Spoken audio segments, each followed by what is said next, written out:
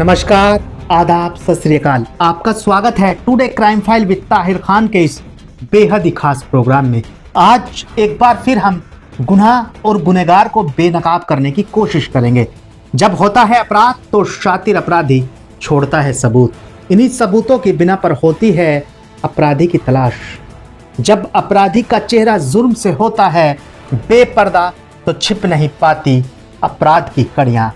इन्हीं जुड़ती कड़ियों की बिना पर मिलती है सजा। ONGC retired engineer murder case का पुलिस ने खुलासा कर दिया है। एटीएम पिन के चक्कर में एक बुजुर्ग की जान ले ली गई थी। पुलिस ने हत्यारों को अब धर दबोचा है। आखिर किस तरीके से इस ब्लाइंड मर्डर केस का पुलिस ने खुलासा किया है, आज की पूरी कहानी इसी पर है। कहानी उत्तराखंड के देहरादून से है। देहरादून पुलिस ने retired ONGC engineer Ashok Kumar Garg की हत्या का मामला पूरी तरह से अब सुलझा लिया है। आरोपियों को गिरफ्तार किया जा चुका है। ये पूरी कहानी क्या है वो आपको बताते हैं। देहरादून शहर के बसंत विहार क्षेत्र में अलकनंदा एनक्लेव में बुजुर्ग के ब्लाइंड मर्डर केस का पुलिस ने खुलासा किया है। पुलिस ने हत्या में शामिल 2 आरोपियों को बसंत विहार क्षेत्र से गिरफ्तार किया है। दोनों आरोपी बुजुर्ग को डरा धमकाकर पैसा वसूलने घर में घुसे थे, लेकिन पैसे न मिलने पर और पहचाने जाने के डर से आरोपियों ने बुजुर्ग की हत्या कर दी। घटना का खुलासा करने वाली पुलिस टीम को आईजी गढ़वाल और एसएसपी ने 25-25 हजार रुपए का इनाम देने की घोषणा भी कर दी है। अब आपको बताते हैं आखिर ये पूरा मामला क्या था।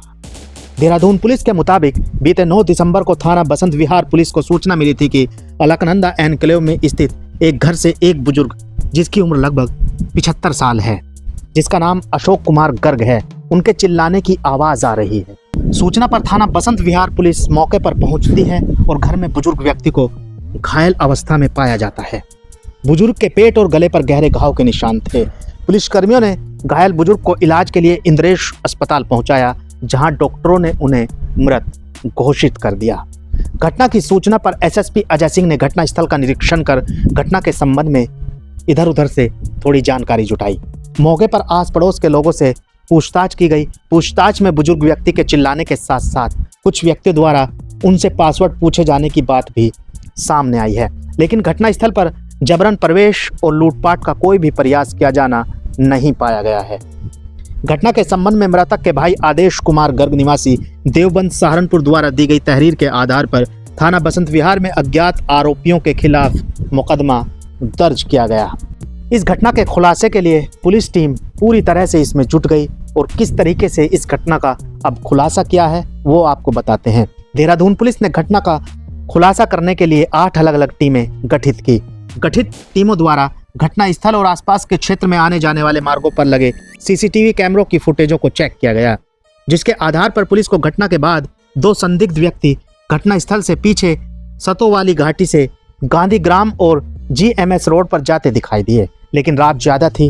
रात का समय होने के कारण किसी भी फुटेज में आरोपियों का हुलिया साफ नहीं दिखाई दिया। फुटेजों से मात्र आरोपियों द्वारा घटना के समय पहने हुए कपड़ों की पहचान हो सकी है। जीएमएस रोड पर लगे सीसीटीवी कैमरे में ये दोनों संदिग्ध आरोपी कैद हुए, जिनकी थोड़ी कपड़ों से पहचान मिली थी। पुलिस ने जांच आगे बढ़ाते हुए जीएमएस रोड पर लगे सीसीटीवी कैमरों को चेक किया, जिसमें दोनों संदिग्ध लाल रंग की ई रिक्शा से मिलन विहार कट तक जाते हुए दिखाई दिए।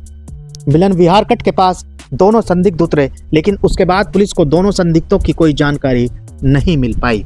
उसके बाद ई रिक्शा से उनकी पहचान हो पाई है। तमाम ई रिक्शा चालकों से कई तरह से पूछताछ की गई। इसके बाद पुलिस ने लाल रंग की ई रिक्शा की तलाश शुरू कर दी थी। इस दौरान एक ई रिक्शा चालक द्वारा बताया गया कि बीते 9 दिसंबर की रात उसने 2 व्यक्तियों को जीएमएस रोड से मिलन विहार कट तक छोड़ा था। ई रिक्शा चालक ने बताया कि दोनों को छोड़ने के दौरान अंदर गली में एक स्कूटी भी खड़ी थी, पर उसे इस बात की जानकारी नहीं है कि स्कूटी उन व्यक्तियों की थी या किसी और की थी।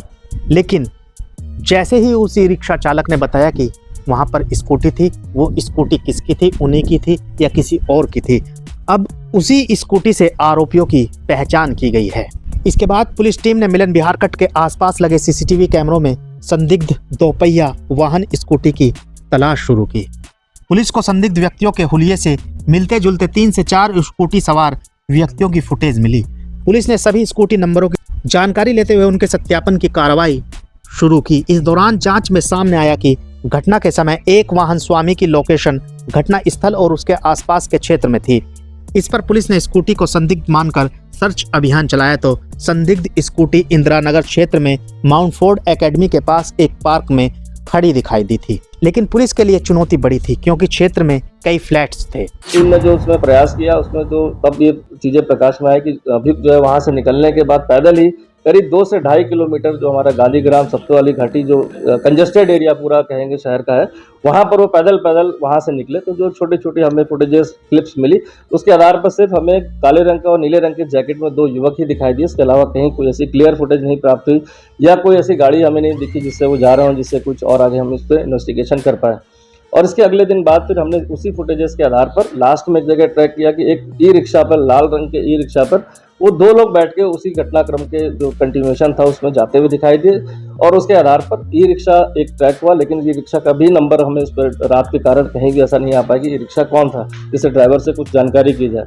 इसके आधार पर जब ई रिक्शा की तलाश के लिए हमने फिर से अलग से टीमें बनाई, जितने भी रेड कलर के ई रिक्शा उस रूट पर या उसके आसपास के रूट पर चलते हैं उन सभी को हमने पूछताछ करी। और बाई चांस ऐसा रहा कि वो ई रिक्शा जिस पर 2 युवक बैठ के उतरे थे वहाँ पर उसको ट्रैक किया गया। तो उसके द्वारा बताया गया कि हाँ 2 युवक उस पर बैठे थे और वो करीब 1.5-2 किलोमीटर जाने के बाद मिलन विहार एक कट पड़ता है वहाँ पर वो उतर गए थे। उतरने के बाद उनके द्वारा पूरा किराया नहीं दिया गया, ये बताया गया उनके पैसे नहीं है और 5 रुपये मात्र देकर वो तेजी से गली में चले गए और रिक्शा वाला भी चला गया। और उसके द्वारा जब हमने घटनास्थल का वहाँ का जहाँ ये उतरे थे मिलन विहार कट पर 2 युवक रात्रि में, उसका भी निरीक्षण करा। उसने बताया कि गली दिखाई, बताया इस गली में जाने के बाद वो चले गए, वो पैदल गए।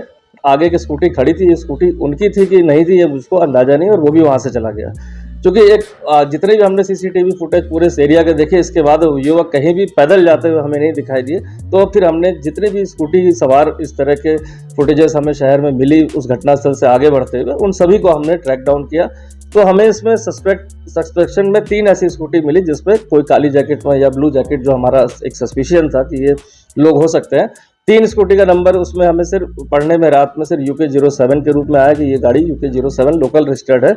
और इसके आधार पर तत्काल हमारे जो गाड़ी की पहचान कराई गई, तो गाड़ी की पहचान जो हुई वो TVS का जुपिटर मॉडल एक है ग्रे कलर का, वो आया। और इसके आधार पर हमें 6 जो यहाँ पर हमारे जो TVS के शोरूम है वहाँ पर टीमों को भेजा गया, वहाँ से पूरा डेटा निकाला गया कि UK07। अब बताते हैं आपको किस तरीके से ये आरोपी पुलिस की गिरफ्त में आए हैं। इस पर SSP और SP सिटी ने स्थानीय मुखबिर के माध्यम से फ्लैटों के किराए पर रह रहे युवाओं के संबंध में जानकारी जुटाई।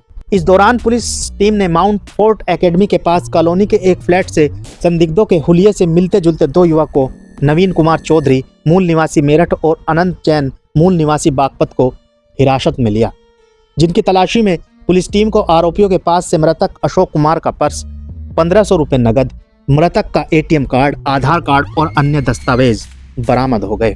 दोनों आरोपियों से पूछताछ करने पर उनके द्वारा बीते 9 दिसंबर को बसंत विहार क्षेत्र में बुजुर्ग व्यक्ति की हत्या करना और पुलिस को गुमराह करने के लिए हत्या के समय पहने हुए कपड़े और घटना में प्रयुक्त पेपर कटर को अन्य स्थान पर एक सूखे नाले में फेंकना बताया गया। इसके बाद पुलिस ने दोनों आरोपियों को गिरफ्तार किया है। आरोपियों ने बताया है किस तरीके से उन्होंने इस घटना को अंजाम दिया है। पुलिस पूछताछ में आरोपी नवीन कुमार ने बताया कि वह पेस्ट कंट्रोल का काम करता है। उसकी पत्नी गर्भवती है, जिस कारण वह ग्राउंड फ्लोर पर किराए का कमरा ढूंढ रहा था। इस संबंध में उसने अपने दोस्त अनंत कुमार, जो फाइनेंस पर लोन दिलवाने का काम करता है, उसे बताया था। अनंत कुमार अलकनंदा एनक्लेव में किराए पर रहता था। उसके द्वारा बताया गया कि उसकी कॉलोनी में एक बुजुर्ग व्यक्ति के मकान में ग्राउंड फ्लोर पर कमरा खाली है। बीती 9 दिसंबर की दोपहर दोनों पैदल मृतक अशोक गर्ग के घर कमरा देखने गए थे, जहां अशोक गर्ग ने उन्हें बताया था कि उनके पास ग्राउंड फ्लोर में कमरा खाली है, पर वह केवल परिवार वालों को ही कमरा किराए पर देते हैं। जिस पर आरोपी नवीन ने शाम को आकर अपने परिजनों से बात करवाकर एडवांस में किराया देने की बात कही थी। आरोपियों ने बताया है कि डरा धमकाकर उन्हें लूटने की भी कोशिश की गई। पुलिस के मुताबिक नवीन और अनंत आर्थिक तंगी से गुजर रहे थे, इसलिए उनके द्वारा अशोक गर्ग को डरा धमकाकर उनसे पैसे लेने की योजना बनाई गई। शाम के समय दोनों अशोक गर्ग के घर कमरा देखने के लिए गए। इस दौरान अशोक कुमार ने दोनों आरोपियों के लिए चाय बनाई। बातचीत के दौरान दोनों आरोपियों को टेबल पर पड़ी मृतक अशोक की बैंक अकाउंट पासबुक से उसके खाते में काफी पैसा होने की जानकारी मिली, जिस पर दोनों आरोपी अशोक कुमार को कमरा दिखाने के बहाने घर के पिछले हिस्से में ले गए, जहां उनके द्वारा मृतक अशोक गर्ग को अपने पास रखे पेपर कटर से डराकर पैसों की मांग की गई। अशोक ने दोनों को अपना पर्स देते हुए बताया कि वह अपने पास नगद पैसा नहीं रखता है, सभी ट्रांजैक्शन ऑनलाइन करता है, जिस पर आरोपियों ने अशोक से उसके एटीएम कार्ड का पिन बताने का दबाव बनाया, लेकिन अशोक के आनाकानी करने पर उसे डराने के उद्देश्य से अपने पास रखे पेपर कटर से उसके सीने पर वार कर दिया, लेकिन घाव गहरा लगने के कारण अशोक का खून बहने लगा और वह चिल्लाने लगा। इन आरोपियों ने पुलिस को भी गुमराह किया है।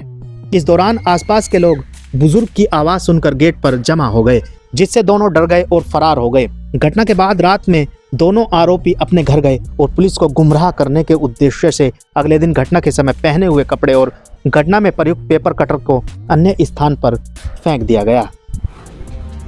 उत्तराखंड के देहरादून से क्राइम रिपोर्ट। फिलहाल के लिए बस इतना ही। आप जाते जाते वीडियो को लाइक, कमेंट, शेयर और चैनल को सब्सक्राइब जरूर कर दीजिएगा। तो फिलहाल के लिए बस इतना ही। आप रहिएगा होशियार, खबरदार। आप स्वस्थ रहें, मस्त रहें, सतर्क रहें, सुरक्षित रहें। फिर मुलाकात होगी किसी नई घटना के साथ। देखते रहें today crime file with Tahir Khan. सीख एक को, लेकिन सबक हम सबको। नमस्कार, जय हिंद।